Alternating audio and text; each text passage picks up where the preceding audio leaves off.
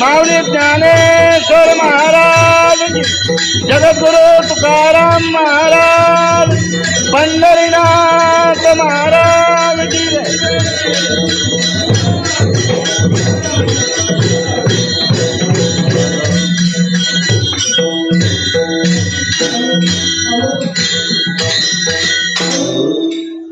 देव वशे चित्ते, देव वशे चित्ते, त्याची घडावी संगती, ऐशे आवडते मना, देवा पुरवावी वासना,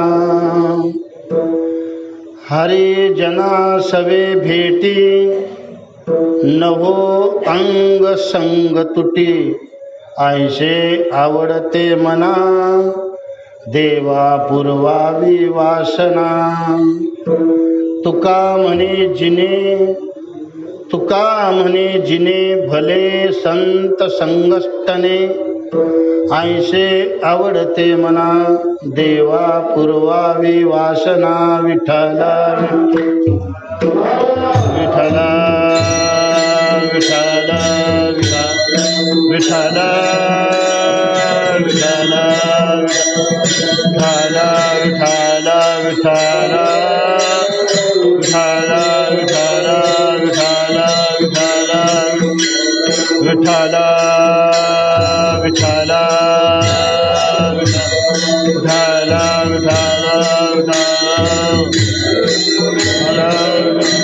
विठ्ठला विठ्ठला पुंडलिका वरदे हरी विठ्ठल श्री ज्ञानदेव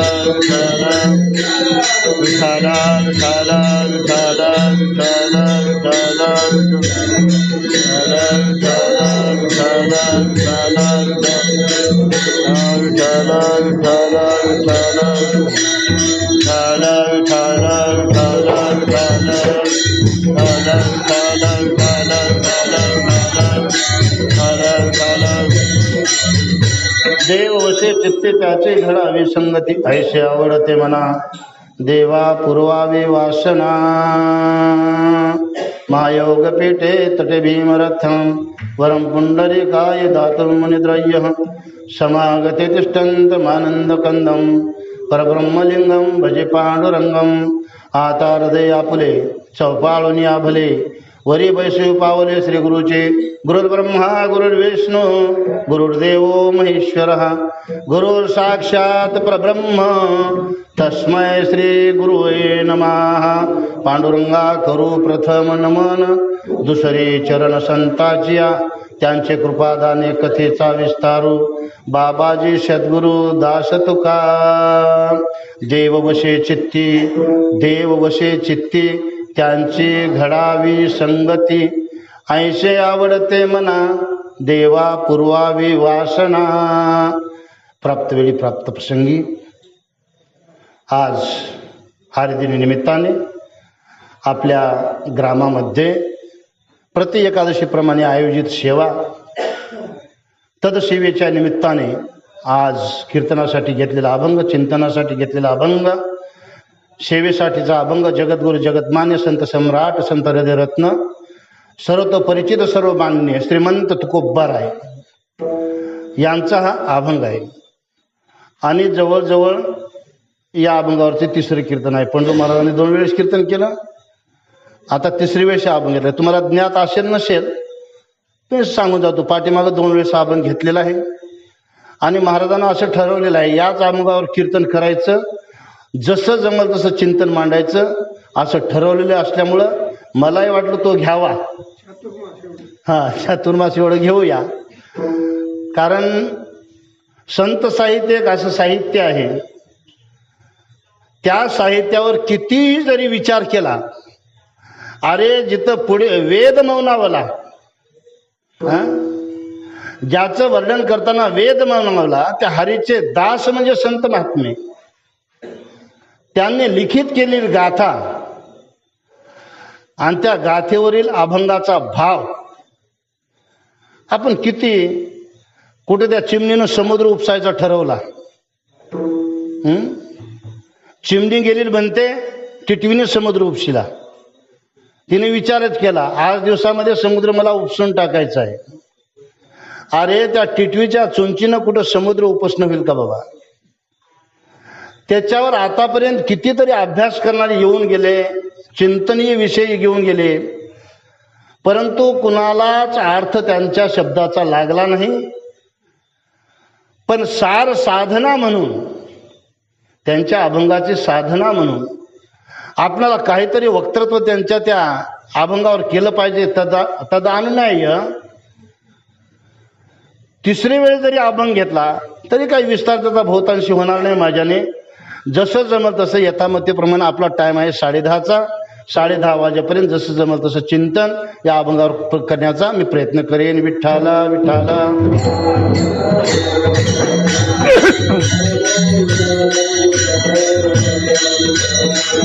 आता अनेक प्रश्न असतात या अभंगामधून आपल्याला उत्पादित करता येतात. प्रश्न पडतात, श्रोत्यांना प्रश्न पडतात. आणि हे तर सांगतो तुम्हाला, खऱ्या श्रोत्याला प्रश्न पडत जाऊ. प्रश्न ज्याला पडत नाही त्याला प्रश्नच नाही, ज्याला प्रश्न पडत नाही त्याचा प्रश्नच नाही. पण श्रोता जो असतो त्या श्रोत्याला प्रश्न पडत जाऊ आणि प्रश्न पडला तर त्या प्रश्नाचं समर्पक उत्तर मिळवण्याचा त्या श्रोत्यानं प्रयत्न करत जाऊ. बरेचसे प्रश्न या अभंगावर आपल्याला प्रतिपादित करता येतात. श्रीमंत तुकोबाराय या अभंगाच्या माध्यमातून भगवान परमात्म्याकडे मागणी करतात, देवाकडे मागणी करतात. देवाकडे मागणी करायला लागले. देवाकडे मागतात, संगती मागतात आणि मनाची आवड मागतात. पहा की तुम्ही, देवाकडे मागतात, संतांची संगत मागतात आणि मनाची आवड मागतात. हे तिन्ही प्रश्न तुकोबाराय एकाच अभंगाच्या माध्यमातून सोडून घेतात. विठ्ठला विठ्ठला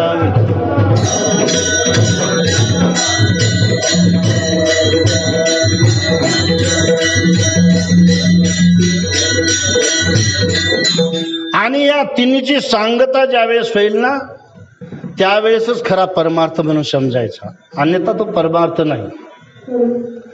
अरे आपणाला जर मागायचं झालं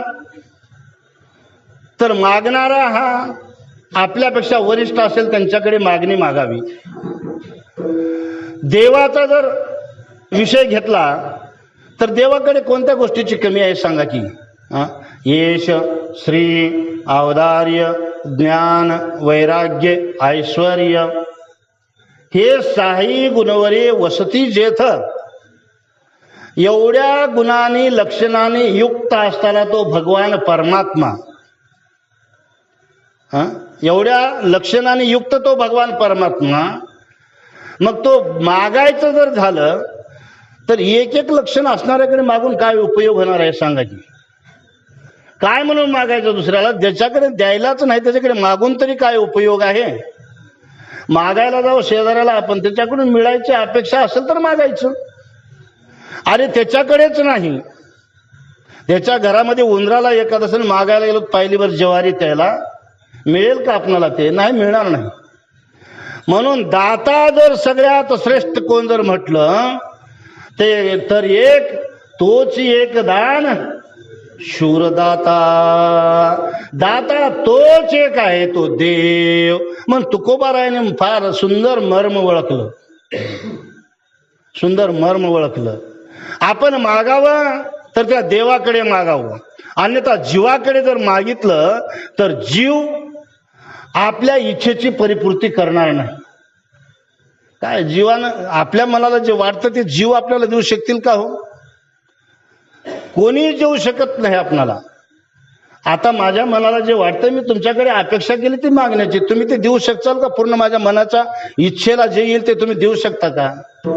एखादी वस्तू चलत चलत तुम्ही देऊन जाता, पण पूर्ण वस्तूची तृप्तता होणार नाही, अतृप्तता राहील. कारण जीवच हा अतृप्त आहे. जीवच हा अतृप्त असल्यामुळे त्याच्याकडे दुसऱ्याला तृप्त करण्याचा हा भाव नसतो.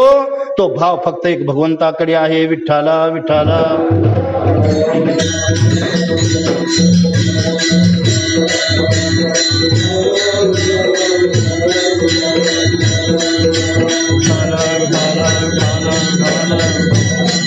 म्हणून संत जर आपल्याला पाहिजे असेल तर तिळ तिळ पुण्य साचा पडे, तरी हे बहुता जन्मी जोड जोडे. नाम तुझे वाचेशी आतुडे. आणि मग केव्हा? नाम तुझे वाचेशी आतुडे. मग केव्हा? तेव्हा नाम आतुडे, नाम आवडलं, वाचेला टकला लागला. समागमो घडे संतांचा. एरवी संतांची प्राप्ती नाही, हे पहा फार शास्त्र आहे त्यांच्यामध्ये.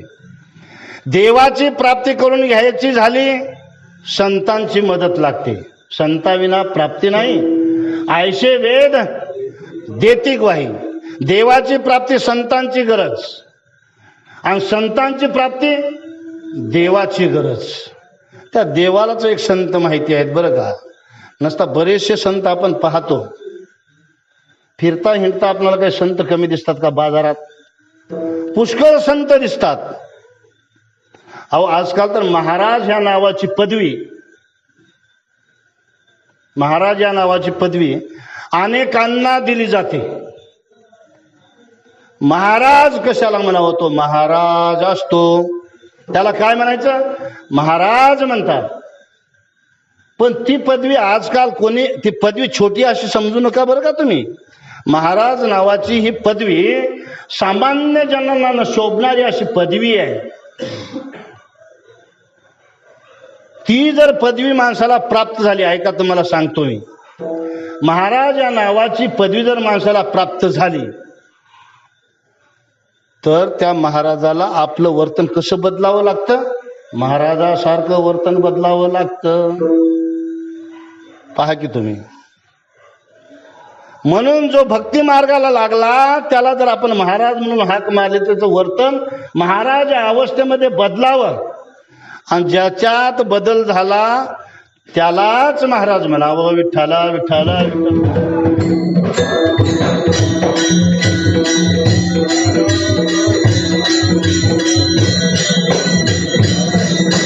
अनेक प्रकारचे संत आपल्याला पाहायला मिळतात.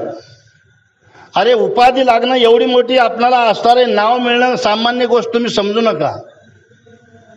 एखाद्या मुलाला म्हणा तुम्ही, मुलगा शाळेतच जात नाही, शाळेतच नाही, कट केला, शाळेचा टाइम झाला, स्नान करत नाही, जेवण करत नाही, मी शाळेत जात नाही, मी शाळेत जात नाही, अट्टहास करायला लागला छोटा मुलगा. आई गा आज मी जाणार नाही शाळेला, अट्टहास करायला लागलं. आई काय म्हणते त्यावेळेस त्याला, अरे बाळा तुला मी बदलून काढीन, तुला मी मारून टाकीन, असं कधीतरी आई म्हणते का? काय म्हणते आई जाऊन त्याला, बाळा तुला शहाणा आहे रे बेटा, तू फार हुशार आहेस. त्याला कोणती पदवी दिली त्या बाळाला? शहाणा, हुशार ही पदवी दिली त्या बाळाला. आणि ज्या वेळेस त्याला शहाणा हुशार म्हटलं जातं तेही विचार करायला लागतं, अरे मी शहाणा आहे, मी हुशार आहे, असा तो छोटा मुलगा विचार करतो. आणि त्याच्या विचाराचं मंथन होऊन विचार त्याचे प्रवर्तित होतात.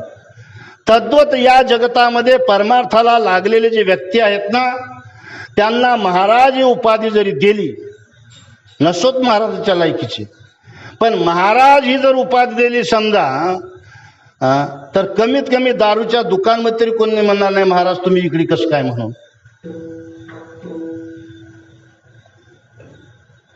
महाराज तुम्ही काळी बॅग घेऊन हातामध्ये कसे चालत एवढी तरी म्हणणार नाहीत ना. किंवा न जाणू त्याने घेतली तरी वाटणं जाईल का सरळ. अरे उपाधी सामान्य असे तुम्ही समजू नका, हे नाव देणे सामान्य असं समजू नका. म्हणून देवालाच माहित आहे संत कसे आहेत. आपण जरी हुडकीत गेलो संत तर ते संत आपल्याला मिळणार नाही. जगाच्या बाजारामध्ये पुष्कळ संत आपल्याला पाहायला मिळतात, पण खरा संत ओळखणं हे आपल्याच्यानं शक्य नाही. हे तुकोबारायांनी जाणून घेतलं. कुठं फिरावं संताला हुडकीतो, काय त्याची खून गाड बांधावं, महाराज तुम्ही संत हो का, महाराज तुम्ही कुणाकुणाला विचारत बसावं, काय पारखावं, त्यांचं वर्म काय पारखावं, त्याचं काय नीतिमत्ता पारखावी, काय त्याचे गुण पारखावेत, ते आपल्याच्यानं सहजासहजी शक्य नाही. तुकोबारायांनी जाणून घेतलं. 3 प्रकारचे असणारे संत आपल्याला पाहायला मिळतात. ब्रह्मवर्तीचे संत काय आहेत, 2 वर्तीचे काही संत आहेत, परमावर्तीचे काही संत आहेत जगतामध्ये. काय ब्रह्मवर्तीचे संत, गौणावर्तीचे संत आणि परमावर्तीचे संत काय आहेत, 3 प्रकारचे संत जगतामध्ये असतात. ब्रह्मावर्तीचे संत पुष्कळ आपल्याला पाहायला मिळतात. गौणावर्तीचे संत जे आहेत ते गुणाने युक्त असतात. गुणाने युक्त असतात पण काहीच गुण त्याच्याकडे असतात. काय काहीच गुण त्याच्याकडे असतात, पूर्णतः गुण त्याच्याकडे नसतात. त्याला गौणवर्तीचे संत म्हणायचं. ब्रह्मवर्तीचे संत पिसाट संत, चिन्ह मांडायचे संतांच्या अंगावर, आणि आपण तर ब्रह्मल्यासारखं चालायचंच, पण जगाला देखील भुलवतात विठ्ठला विठ्ठला विठ्ठला.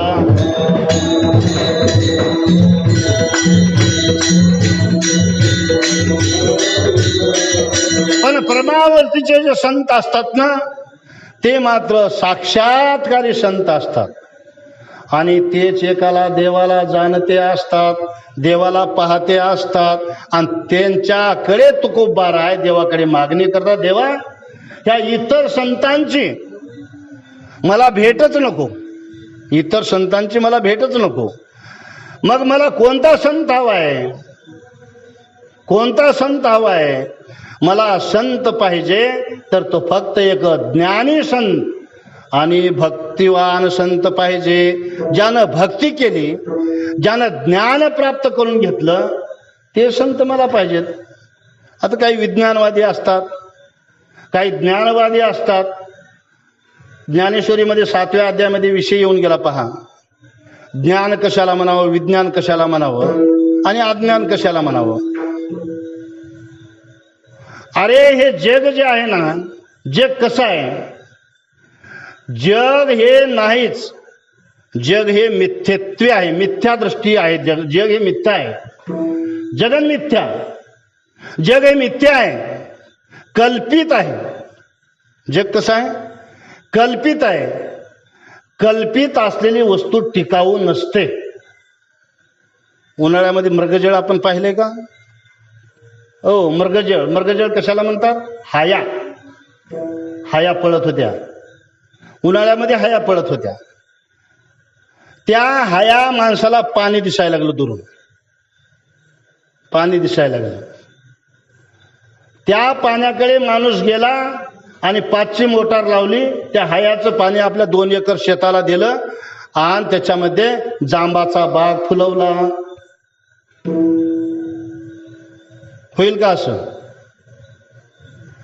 कदापि शक्य नाही. हे जे जगत आहे ना, हे जगत मिथ्या आहे, कल्पित आहे. कल्पना अविद्या तेने झाला जीव, मायोपादी शिव बोली जेती. म्हणून या संसारामध्ये वावरणारे ज्ञानरूपी जे दृष्ट्या असतात, ज्या ज्ञानानं ज्यांनी ज्ञेय गिळलेलं असतं, ज्या ज्ञानानं ज्यांनी ज्ञेय गिळलेलं असतं, ते जे महात्म्य असतात त्यांना संत म्हणत जावं. मग आता बाकीचे असणारे जगत आहे, हे जगत असणारे विज्ञान रूप आहे. जगत कसं विज्ञान आहे. जगामध्ये आस्तिक्य बुद्धी जे असते, जग खरं आहे ज्याला वाटतं त्याला काय म्हणायचं? अज्ञान म्हणायचं. जग हे विज्ञान, त्याच्याविषयी आस्तिक्य बुद्धी अज्ञान. आणि दोघालाही सत्य मानणं हे असत्य मानणं हे ज्ञान.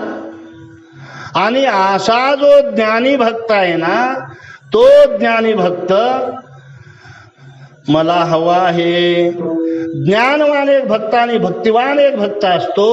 ज्ञान भक्तीची सांगड चालवत आलेला जो भक्त आहे, त्या भक्ताची उत्कंठा भेटीची तुकोबरायांना लागली. आणि त्या भक्ताच्या पाठीमागं तुकोबाराय धावायला लागतात. पण वाटणं तुकोबारायांना समजत नाही कुणाला संत म्हणावं. त्यावेळेस देवाकडे प्रार्थना करतात, देवाकडे प्रार्थना करतात. देवा, माझ्या मनाची आवड आहे, देवा माझी वासना पुरी करा. मग काय करा? महाराज अभंगाच्या प्रथम चरणामध्ये सांगायला लागले. बोला देव.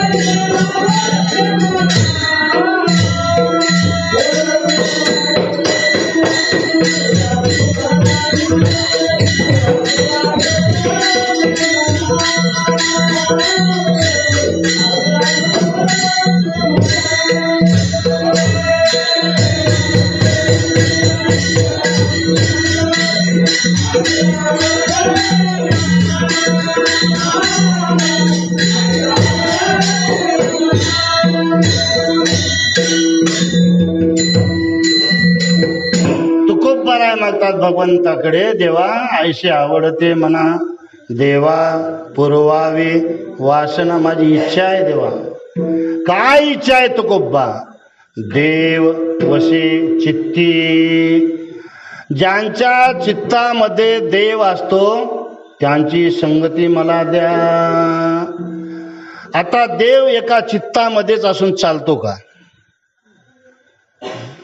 4 प्रकारची तत्व मनुष्य शरीरामध्ये असतात: मन, बुद्धी, चित्त, अहंकार. तुकोबारायांनी बोलते वेळेस किंवा अभंग रचते वेळेस चित्ताचा का प्रयोग केला? देव वशे चित्ती, चित्ताचा का प्रयोग केला? देव वशे मनी, त्याची घडावी संगती, असं का म्हटलं नाही? किंवा मन बुद्धी, देव असे वशे बुद्धी, त्याची घडावी संगती, असं का म्हटलं नाही? देव असा अहंकारी, त्याची घडा, असं का? देवा तुकोबारायांनी शब्दाचं जे प्रयोजन केलं ते चित्ती या शब्दाचं का प्रयोजन केलं?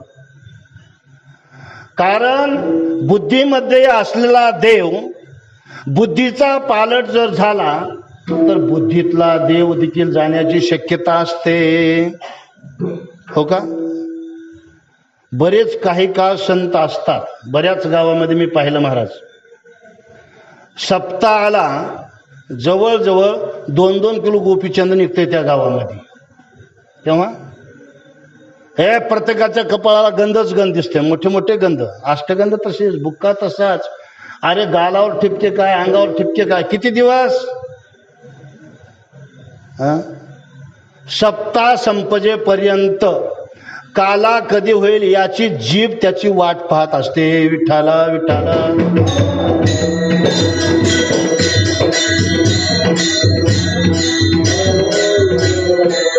अनेक बुद्धीचे तरंग, क्षणोक्षणा पालटे रंग. अरे बुद्धीचे पालट कधी होईल काही सांगता येत नाही. म्हणून सतत बुद्धी बदलणारा हा संत नसतो. ध्येयनिष्ठ ज्याची बुद्धी ध्येयाकडेच असते तो खरा संत. तुकोबारायांनी हे शब्द जाणून घेतला. अरे बुद्धिवान किती असू द्या, तो बुद्धिवादी संत मला नको. म्हणून तुकोबारायांनी म्हटलंच नाही देवाला बुद्धी वशे देव, असं कुठं म्हटलंय? बरं मन, मनाचं काय काम, कार्यक्रम काय असतो मनाचा? मनाचा कार्यक्रम, मन संकल्प विकल्प करतं. मन स्थिर राहत नाही आपलं. दिवसभर म्हणतं चला आज एकादशी आहे जाऊ कीर्तनाला, चला आज एकादशी आहे जाऊ कीर्तनाला. त्याच्यामध्ये मित्र भेटला, अरे चल म्हणलेली चांगला पिक्चर लागला टाकीला, निघाला पिक्चरला घेऊन, त्याला फिरलं मन तिकडे गेलं तिकडे. संकल्प विकल्प करतंय मन. जावं जावं म्हणतंय, तेच म्हणतंय नको नको म्हणून. म्हणून मनाचाही देव मागला नाही, देवाची संताची मागणी केली नाही. मनी वशे देव, त्याची घडावी संगती. अहंकार याचा करीन अभिमान. परमार्थाचा अहंकारी माणूस असावा, परमार्थाचा अहंकारी माणूस असावा. देवाला चालतो पण देवापेक्षा मोठा म्हणून नाही बरं का. मी मोठ्याचं लेकरू आहे याचा अभिमान का नसू नये आपल्याला सांगा. अरे ज्याचा बाप गडगडचे श्रीमंत आहे, ज्याचा बाप खूप मोठा आहे, खूप मोठ्या घरामध्ये आपला जन्म झाला, का मानू नये मी मोठ्याचं लेकरू आहे म्हणून सांगा की. ज्या ज्ञानदेवाची ज्ञानेश्वरी आपल्याला वाचायला मिळाली, तुकोबारायांची गाथा वाचायला मिळाली, एकनाथाचं भागवत वाचायला मिळालं, अधिक संतांच्या गाथा आपल्याला ऐकायला मिळाल्या, आणि आपण समजावं मी गरीबाचं लेकरू आहे म्हणून. कुणाचं लेकरू आपण? अरे आपण फार मोठ्याचे आहो. जे परमार्थाच्या कासेला लागलेत ना, असतील पैशानं मोठे, असतील नावानं मोठे, पण खरं मोठं कुणाला म्हणावं? जे परमार्थ दशेमध्ये प्रविष्ट झालेले आहेत ना, जे देवाचे म्हणून देवाची सेवा करतात ना, जे देवाचं भजन करतात ना, त्याच्यापेक्षा जगामध्ये कोणीच मोठा नाही. विठ्ठला विठ्ठला.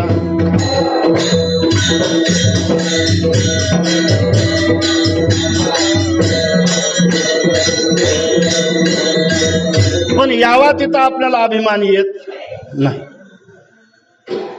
यावा तिथं आपल्याला अभिमान येत नाही.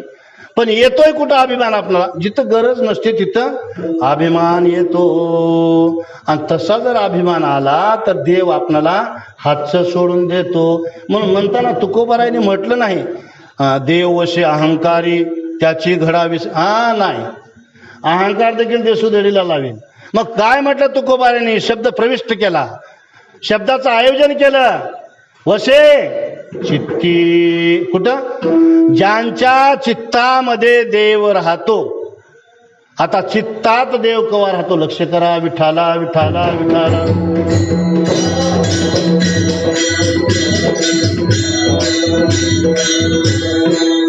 चित्तात देव राहिलेला चित्ताच्या बाहेर येतच नाही. ऐका बरं का. चित्तात ज्यांनी देवाला धरलं तो देव चित्ताच्या बाहेर येतच नाही, देव चित्तामध्ये राहतो. म्हणून आमच्या गवळणींनी देव चित्तामध्ये धरला होता. काय चित्तामध्ये धरला? गोकुळच्या गवळणी गोरस घेऊन बाजार करण्यासाठी कुठं जातात? मथुरेला जातात. मथुरेला जाताना बाजारमध्ये डोक्यावर काय घेतलं होतं त्यांनी? दूध, दही, तूप, लोणी वगैरे वगैरे पदार्थ विक्रीसाठी घेतलेले होते. गवळणी जातात बाजारमध्ये, पण गवळणीच्या चित्तामध्ये काय होता? बोला की काय? घर प्रपंच, घर संसार नाही, देव असणारा त्यांच्या चित्तामध्ये होता. म्हणून देव चित्तामध्ये असल्यामुळं त्यांच्या तोंडून बाजारमध्ये शब्द निघाले.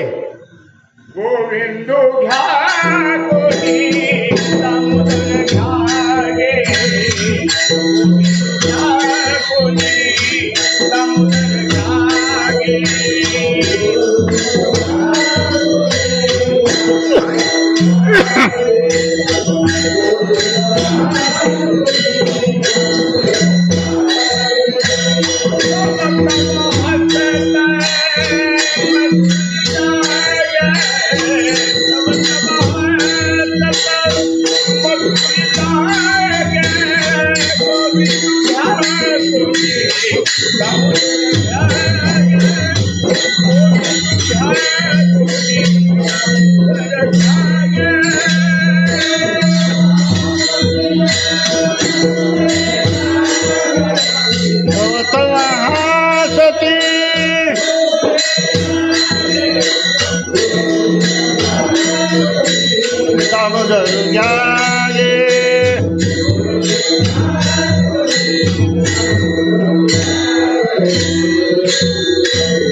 गवळणी बाजारमध्ये जातात. दुडीवर दुडी गवळण साथे निघाले, गवळण गोरस मनो विसरली वो. गोविंद घ्या कोणी दामोदर घ्या गे. तव तव हसते मथुरेच्या. सगळे लोक विलक्षण स्वभावानं त्यांच्याकडे पाहायला लागले. अरे या गवळणी, या गवळणी आणि गोविंद घ्या दामोदर घ्या काय आहे माठामध्ये? अरे आम्ही गोविंद विकण्यासाठी आणलेला आहे, आम्ही दामोदर विकण्यासाठी आणलेला आहे. कशाचा प्रकार आहे? कशाचा प्रकार आहे? चित्ताचं चैतन्य झालं आणि त्या चित्तामध्ये असताना तो भगवान बसला. म्हणून हृदयामध्ये जो आहे आंतरीचे धावे स्वभावे बाहेरी, आंतरीचे धावे स्वभावे बाहेरी या न्यायाने अंतरातली वृत्ती भगवंत रूपानं बाहेर येते. त्यांच्या अंतरामध्ये ज्ञानदृष्टीनं ज्ञान झालेल्या गवळणी आणि भक्तिरसामध्ये तल्लीन झालेल्या गवळणी, भक्ती आणि ज्ञानाची ज्यांनी जोड लावलेली अशा त्या गवळणी. पण त्या गवळणी अट्टासानं म्हणतात, भक्तीनेही म्हणतात आणि ज्ञानानेही म्हणतात गोविंद घ्या कोणी दामोदर घ्या गे. हे प्रकार म्हणजे चित्ताचं चैतन्य, चैतन्यानं वास केला त्या चित्तामध्ये. तुझे पाय डोळा रूपाचे ध्यान, अखंड नाम तुम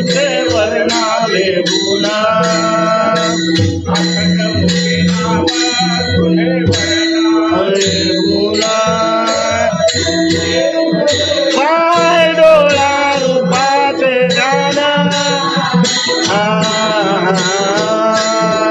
अखंड मुखे नाम वर्णावे गुण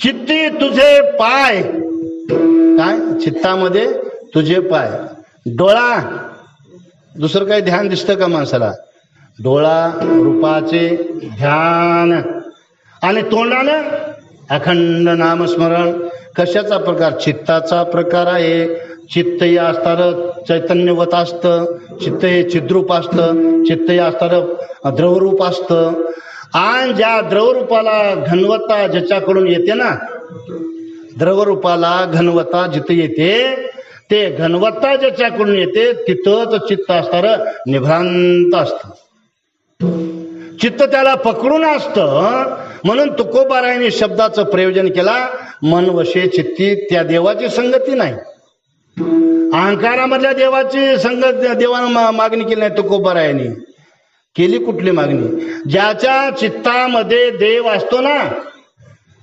देवा त्याची घडावी संगती ज्याच्या चित्तामध्ये देव असतो ना त्याची मला संगती पाहिजे आता आणखीन एक प्रश्न उपस्थित होतो इथं महाराज तुम्ही म्हणता दोन तोंडी बोलता का हो तुम्ही तुमचंच प्रमाण आम्ही ऐकलेलं आहे ना विठ्ठल जळी स्थळी भरला रीता ठाव नाही उरला आजम्या दृष्टीने पाहिला विठ्ठलची किंवा हरीची आदासा हरी धाई दिशा भावे जैसा तैसा हरी एक अरे देव महाराज तुम्हीच म्हणता सगळीकडे तो देव भरलेला आहे आणि तुम्हीच मागणी करता देव वशे चित्ती हो सगळ्याच चित्त असतं चित्त नाही असा माणूसच नाही प्रत्येकाला चित्त असतं पण वेगवेगळ्या प्रकारचं चित्त असतं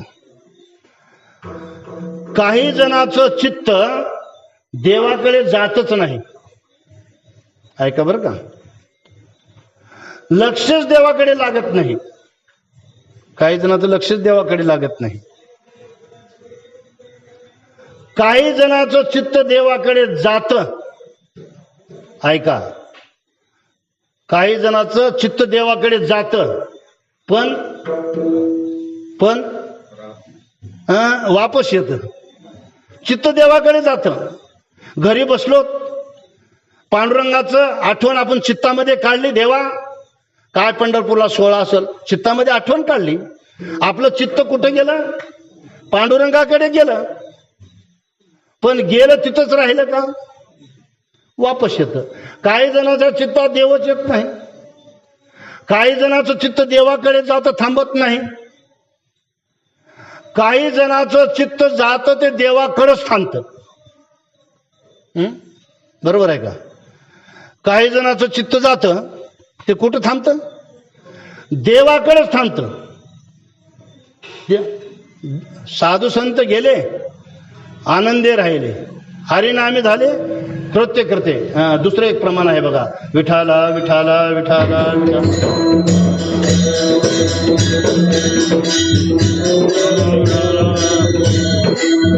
शुक याज्ञवल्के दत्त कपिल मुनी पुढं हरीशी जाणूनी हरी झाले यांचं चित्त देवाकडे गेलं पण देवापासून वापस फिरलंच नाही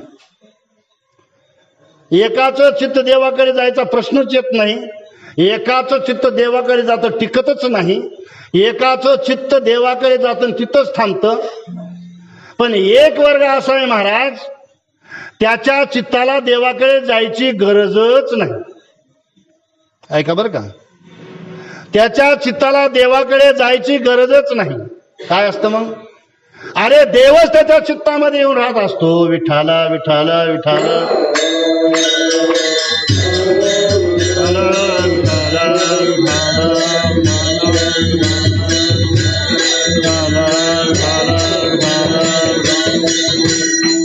स्वतः देव त्यांच्या चित्तामध्ये येऊन राहत असतो. उदाहरण महाभारतामधले पहा. द्रौपदीचं चित्त देवाकडे गेलं केव्हा? वस्त्रहरण होते वेळेस द्रौपदीचं चित्त देवाकडे गेलं. आणि द्रौपदीनं आठवण कुणाची केली हो? देवाची आठवण केली. काय म्हणून आठवण केली? काय म्हणून आठवण केली? कोठे गुंतलाशी द्वारकेच्या राया, वेळ का सखया लावीला. कुणाला हाक मारली? कुणाकडे चित्त गेलं? बोला की, कुणाकडे चित्त गेलं? देवाकडे चित्त गेलं. पण कुठल्या? द्वारकेच्या. भगवान परमात्मा आले पण यायला वेळ झाला. तोपर्यंत द्रौपदीला आपल्या मिऱ्या अशा जखडून धराव्या लागल्या होत्या. कुठपर्यंत? देव येजेपर्यंत नाही, देव येण्याच्या अगोदरच द्रौपदीनं. शेवटी द्रौपदीचा नाईलाज झाला. हा दुःशासन फरफरा मिऱ्या ओढतोय.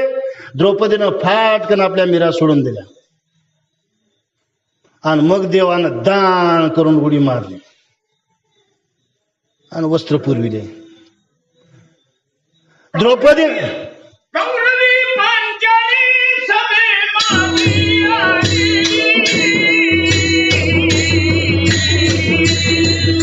वस्त्रहरणे वस्त्राकैची झाली माऊली. वस्त्रहरणे वस्त्राकैची झाली माऊली.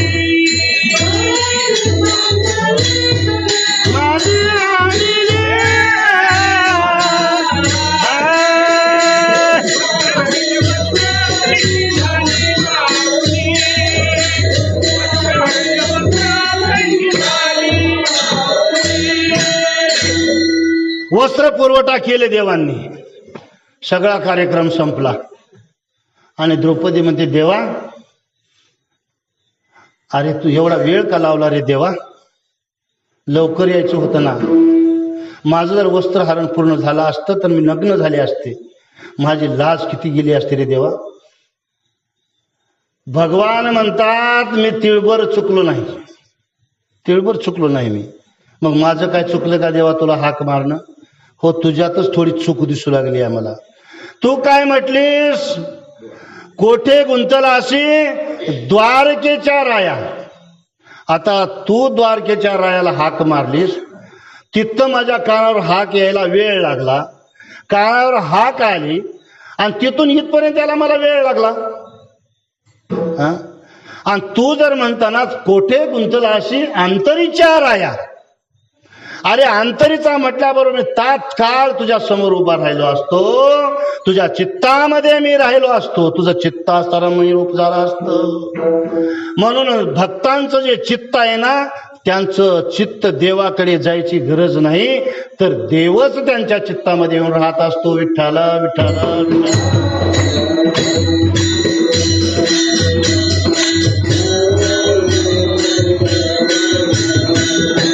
आणखीन एक संबंध आपल्याला याच्यामध्ये लावता येईल बरं का. आता ज्याचं चित्त देवाकडे जातच नाही त्याला पामर म्हणावं. ज्याचं चित्त देवाकडे जातं पण वापस येतं त्याला विषयी म्हणावं. कारण विषयी लोकांचं चित्त फार देवाकडे जात असतं. फार देव करायचा नाद असतो. देवाकडे जातात पण वापस येतात. विषयी म्हणत जावं त्याला. साधक कुणाला म्हणावं? देवाकडे जावं वृत्तीनं देवरूप व्हावं. देवचे कावडावा त्याला साधक म्हणावं. पामर विषयी मुमुक्षु त्याला म्हणावं. आणि मुक्त ज्ञानी कुणाला म्हणावं? ज्याच्या चित्तामध्ये देव येऊन राहतो त्याला ज्ञानी म्हणावं. विठ्ठला विठ्ठला.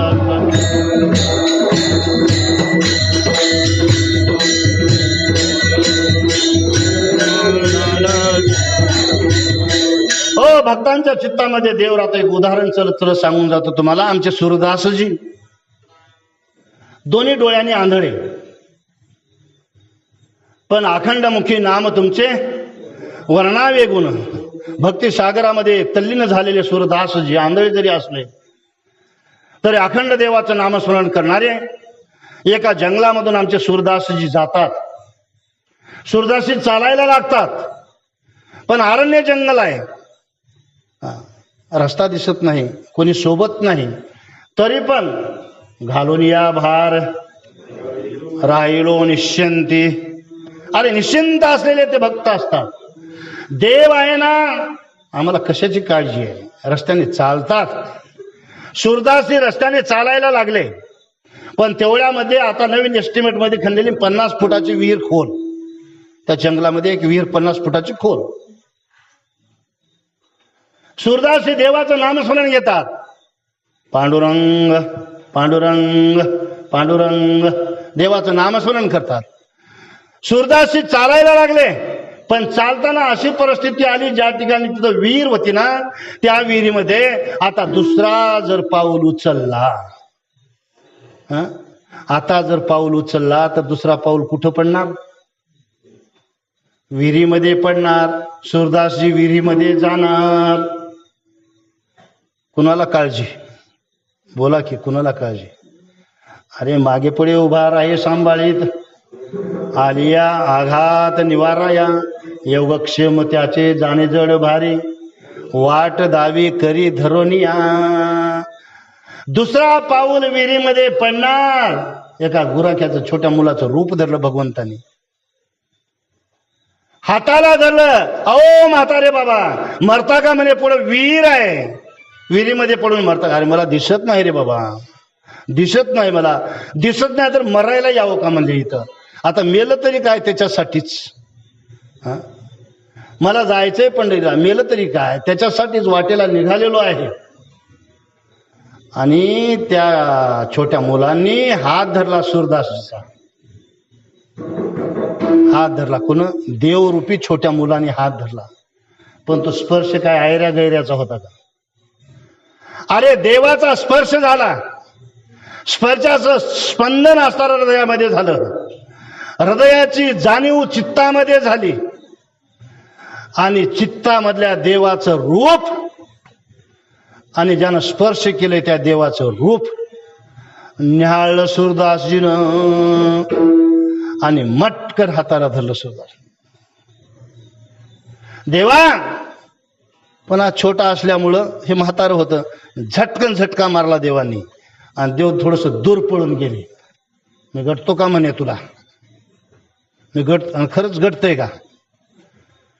सूरदासजी म्हणतात, अरे येड्या, पळ, तुला कुठवर पळायचे तिथवर पळ, जा म्हणे, पळत कुठवर जाणार आहेस ते.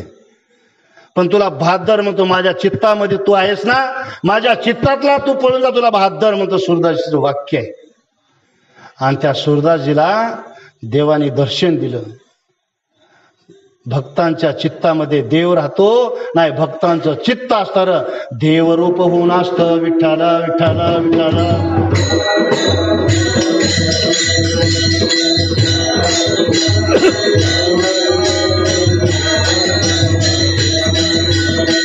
आणि म्हणून तुकोबारायांनी या सगळ्या गोष्टीला जाणून घेतलं.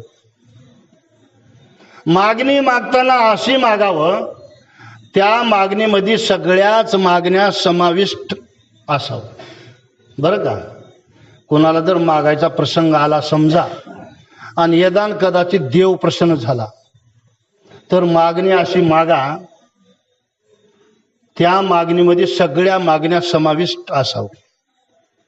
एक मोळी विक्या मोळ्या तोडायसाठी गेला होता जंगलामध्ये. मोळी विक्या जंगलामध्ये मोळ्या तोडायसाठी गेलेला होता. पण मोळ्या तोडताना एक राजा शिकार करीत आलेला होता. आणि शिकार करता करता तो थोडासा चुकला आणि त्याची भ्रमंती त्या जंगलामध्ये व्हायला लागली. राजा भ्रमून जंगलामध्ये फिरायला लागला रानभुला होऊन. फिरता फिरता फिरता त्याला हा मोळी व्याख्या दिसला. ह्याच्या तोंडाला खरटी आली होती राजाच्या.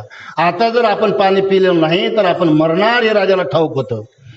राजानं त्या मोळी विक्याला पाहिलं आणि मोळी विक्याकडे जातोय राजा आणि म्हणतोय, अरे दादा, मला तहान लागली रे, थोडंसं पाणी प्यायला मिळेल का? मोळी विक्याने सांगितलं, महाराज, तुम्ही या नगरीचे राज्य आहात, तुम्ही सगळ्यामध्ये श्रेष्ठ आहात. माझ्याकडे एक अर्धी भाकरी आहे, चटणी आहे, भाकरी चटणी खा, थंडगार पाणी प्या आणि तृप्त व्हा. मोळी विक्यानं अर्धी भाकरी दिली आणि पाणी प्यायला दिलं. पण मोळी विक्याला राहायला घर नव्हतं. मोळी विक्याचं घर नसल्यामुळं लग्न झालं नव्हतं. मोळी विक्याला कुठल्याच प्रकारचा आसरा नव्हता. मोळी विकायची आणि चन्नी फुटाणे घेऊन खायचे, एवढंच काम त्याचं होतं. पण राजा प्रसन्न झाला. तुला काय पाहिजे ते माग, तो माझा जीव वाचविलेला आहेस. मोळी विक्याने हुशारपणा केला आणि सांगतोय, मोळी विक्या म्हणतोय, राजा मला काही नको, फक्त माझ्या घरी तुम्ही यावं. काय मागितलं? माझ्या घरी तुम्ही राज वैभवासहित यावं, एवढीच माझी अपेक्षा आहे आणि त्याची तारीख तुम्ही मला द्या. राजानं तारीख देऊन टाकली. पौर्णिमा झालं, दुसऱ्या दिवशी तुझ्या घरी येतो म्हणून समज. तारीख देऊन टाकली. आता राजा पौर्णिमा झालं त्या दिवशी कुणाच्या घरी जाणार? मोळी विक्याच्या घरी जाणार. आता मोळी विक्याला घरच नव्हतं. राजा कुठं बसणार? हो, कुठं बसणार सांगा की? लगेच एक समिती गठीत केली. समितीच गठीत म्हणतात ना. राजानं तातडीची समिती गठीत केली आणि मोळी विक्याच्या संपत्तीचा अभ्यास करायला सुरुवात केला. त्याच्या संपत्तीचा काहीच नाही त्याच्याकडे. राजा घर नाही त्याला. अरे बांधा बंगला लवकर. मोठा बंगला बांधला झाला 4-2 एकर मध्ये. राजा घरी स्वागतासाठी बाई नाही. अरे करून द्या लग्न. लग्न अरे त्याच्याकडे पैसा नाही राजा तुमची सेवा करण्यासाठी. अरे देऊन टाका पैसा.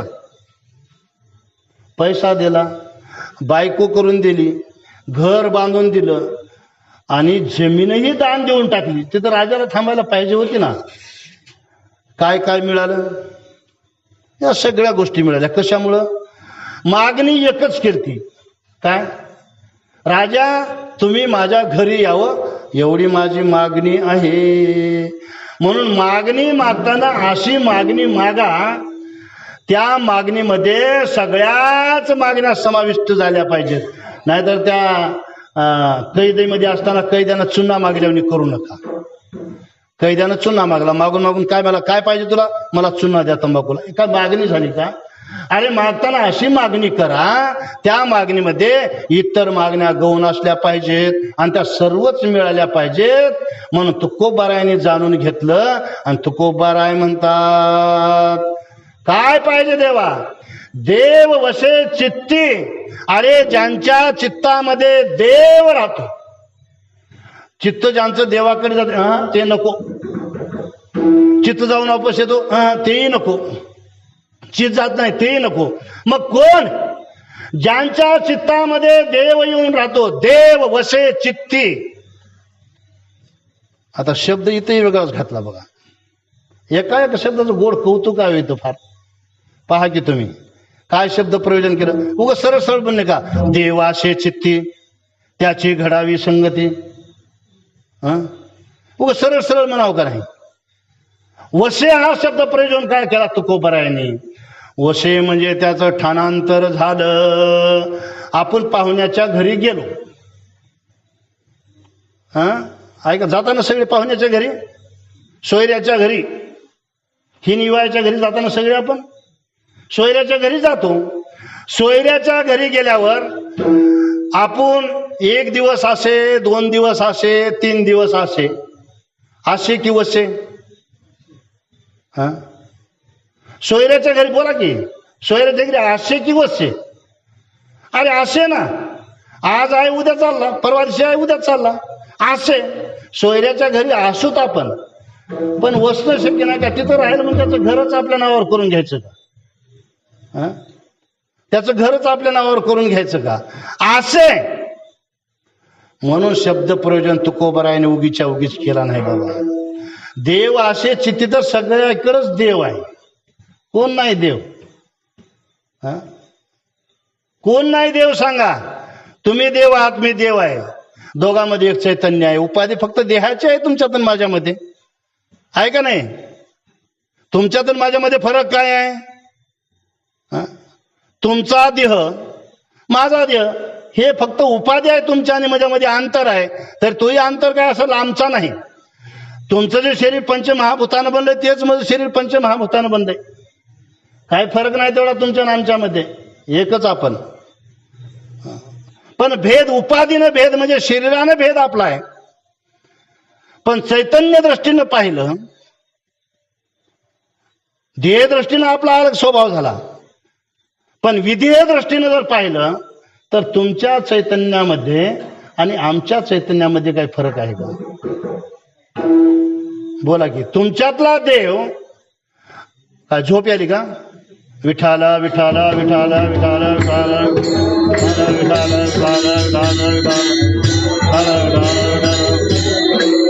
तसं काय नाही बरं का, सांगत जा. आपलं कसं आहे, श्रोता दूषिता वितुळे तरी मांडला रसू. किती बी रस होता, किती बी रस होता, डोक्यावरूनच पाणी फिरतंय ना टाइम झाला की. मग टाइम तर काही झाला नाही, अजून आहे 10-15 मिनिटं माझ्याकडे शिल्लक. तुकोबाराय म्हणतात, बाबा याची सगळी जाणीव आम्ही करून घेतली. असलेला देव नको कुणाच्या हृदयामध्ये, त्याची संगती आम्हाला. मग कुणाची संगती पाहिजे? वसे. ज्याच्या हृदयामध्ये वसलेला आहे, ज्याचं चित्त असणारं देव झालेलं आहे, त्याची संगती आम्हाला पाहिजे. विठ्ठल विठ्ठल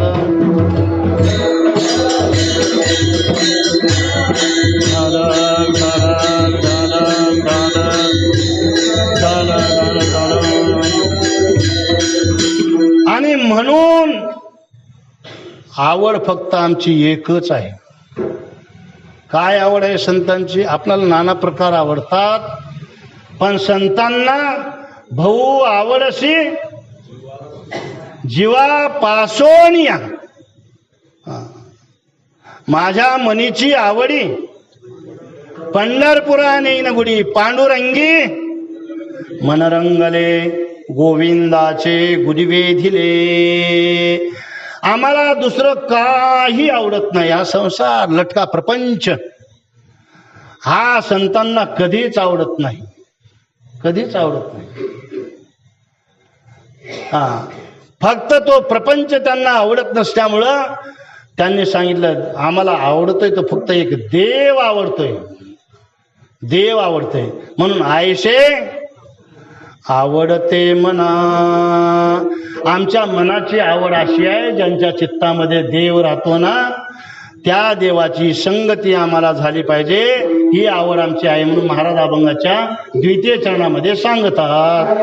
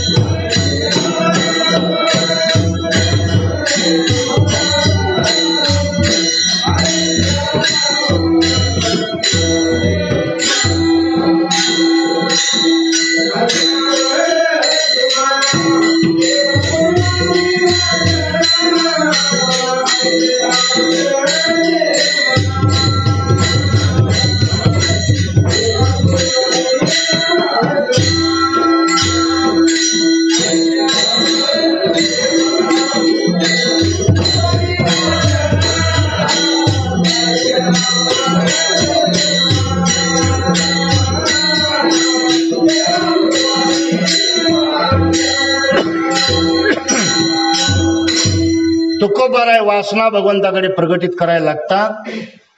देवा, माझ्या मनात एक वासना आहे आणि वासना माणसाची शिल्लक राहावी का हाही प्रश्न तिथं निर्मित होतो. पण वासना तुकोबारायांची शिल्लक आहे. परमार्थिक वासना शिल्लक असावी आणि संसारिक वासना जळून जावी. संसारिक वासना जाळली तर बरं आहे आणि पारमार्थिक वासना निर्गमित झाली तरी ठीक आहे. मग तुकोबाराय वासनेच्या आहारी गेले आणि म्हणतात, माझी वासना आहे देवा. काय वासना आहे? त्यांची भेट मला व्हावी ऐशे आवडते मना, देवा पुरवावी वासना. अहो तुकोबाराय, आणखीन तुम्हाला काय आवडतं का? हो, भीती आहे देवा. माझ्या पाठीमागे भीती आहे. कदाचित